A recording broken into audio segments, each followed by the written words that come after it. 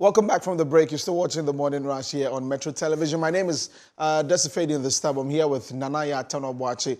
We are getting into our first conversation this morning, and we're talking about, empowering the Ghanaian entrepreneur, especially for the youth of this country, where employment is a very big issue. You know, we have to empower young people to get into some of these things. And this morning we're talking to EUGENE Ossei, and he'll be sharing some of his thoughts with us, and also something that he's working on coming up pretty soon. EUGENE, good morning and welcome to the show. How are you doing?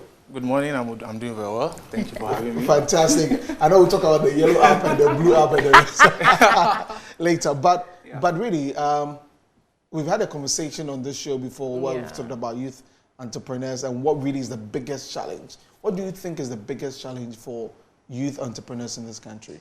I think that the biggest challenge is encouragement and belonging to a community that would help you, overcome, very peculiar challenges. Often people say it's funding. Yes, it's funding, but then it goes beyond having the money and, solving your issues.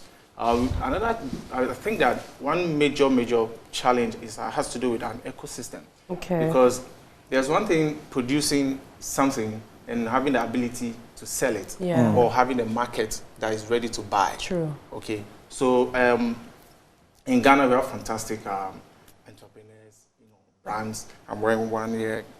This is Phenoman, and this is a Caveman watch. But people often say, okay, these are expensive brands, but they are not expensive brands. They are, you say they are competitive, and affordable, right? But then the market is not able to buy as much as they would love the market to buy.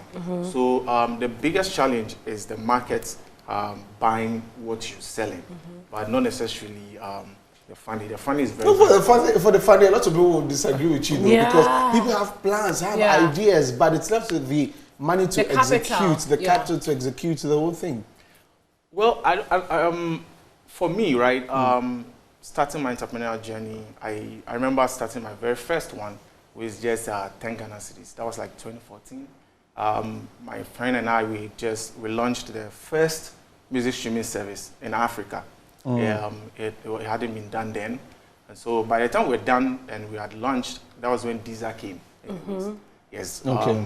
So it was just a laptop that my dad gave me and 10 cedis that I had on me. And this 10 cedis, it was very soon start saying that. Is there a different? It's a fact. Like it happened.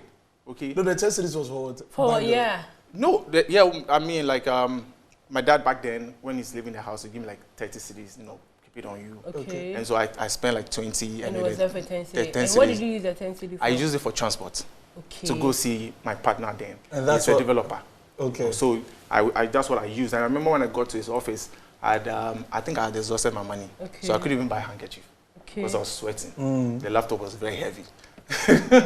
So I mean probably that's a story for another day. Yeah. But my second venture, which I'm actually on, an online magazine, that also started with 10 cedis with a borrowed laptop. Okay. Because I'm a graphic designer. Yeah. So when it comes to the publishing stuff, I have it there. And I'm also a writer. Okay, so with the 10 cedis, I bought MTN credits and I bundled that MTN. You bought data. You bought data and that was it. And that was it. That's what I used to do my research, got articles and stuff. And that's what I used to call my friend to borrow the laptop to start. So when it comes to the funding part, I find it very difficult to really comprehend why people say it's a challenge.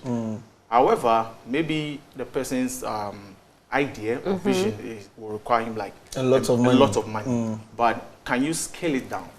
Okay. Can you bring it down to the barest minimum? So say if like you need like 100,000 to import or start produce like 10,000 pieces, can you scale it down to a level where you can start with maybe 1,000 Ghana cedis, where you're by yourself or asking friends and family, you can raise that money. So that's why I don't really focus much on the funding, but I rather focus on the market, producing a viable product that the market is ready to buy. Let's check some of the what are some of the obstacles that the youth must overcome to be able to become better entrepreneurs in our parts of the world? In our part of the world, I would say fear. Fear is number one, and ignorance.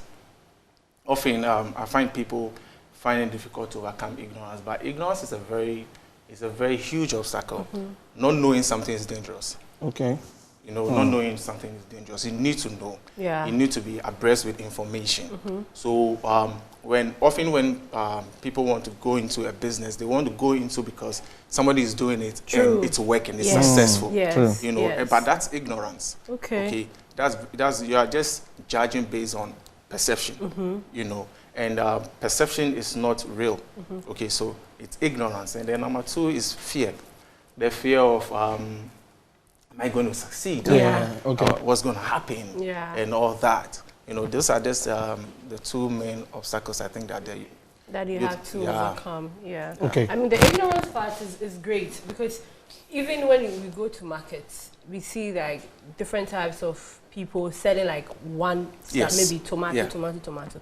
Then it transformed onto Instagram. So many people are selling shoes, bags, and everything. You feel you can succeed when you enter into it. Exactly. But I feel sometimes it doesn't go well for everyone. Exactly. And even some of us trying to start like a small vlog, blog, podcast, because and everything. everyone was successful. Yeah, so you think you'll be successful? Everybody, you know, if you friends to come together, start a podcast, you go, Charlie, I get some parties, you will start something like that. It's not that. So I think the ignorance part, I've really taken it. Yeah. Okay, so it's in this that sense that you started, or you're starting, or you're putting together this particular program, the Global Seminar. Tell us about it. Okay, so the Global Seminar is actually a small part, let me put it that way, a small part of a bigger picture. So a Global Seminar is an annual conference for startups, entrepreneurs, creators, and innovators to come together once in a year. Let's discuss issues that, you know, we are facing. Let's share our knowledge, let's share our experiences, and also let's hear from experts. You know, for instance, when I started, I can only use yourself.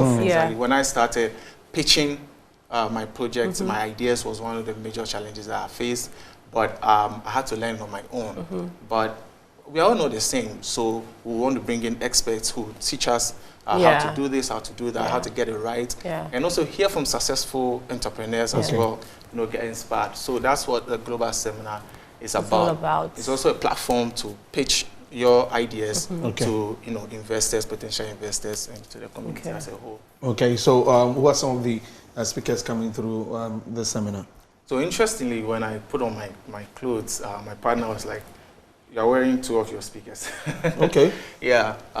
Caveman, the founder of Caveman, Anthony Jamafe, is going to be speaking. Kula Perry of Yonoman will be speaking as well. Franklin Jan of 11 Space, he runs a digital agency. He's going to be speaking. Isaac Sessi, he's an agro technologist. He's also going to be speaking there. We have another amazing personalities and individuals that will be also speaking at the event. We have something what we call the lightning, the founders lightning speed. So that one focuses on, you know, startups. We'll do all of that. Yeah. So the founder for Menu Finder Africa. He will be speaking there as well. Yeah. So these are the amazing. So let's just get through the details. Where it's happening, the date. Yeah. So it's going to happen at the British Council, Accra. On Saturday, this Saturday. At 11 a.m. They told me that they are British people, so 11 a.m. 11 a.m. Okay. No Ghana man time. No Ghana man time. No Ghana time. So Saturday, this Saturday. June 17th. All right. So ladies and gentlemen, you heard it. Go find the tickets. Yes, the tickets. Right? Yeah, it's going up for 200 Ghana cedis. So you just dial *365 *4433 hash, or you go log on to tinyurl.com. /global seminar. Yes, I'm sure you could get all the details on the socials. Also. So I thank you very much, EUGENE Ossei, the founder of Street Startup Street. Startup Street. Yeah. Startup Street. Like Oxford Street. Yeah. All right, so there you have it, ladies and gentlemen. Make sure that you do join in on Saturday. Hear from some great personalities. If you're a youth entrepreneur, this is something good for you.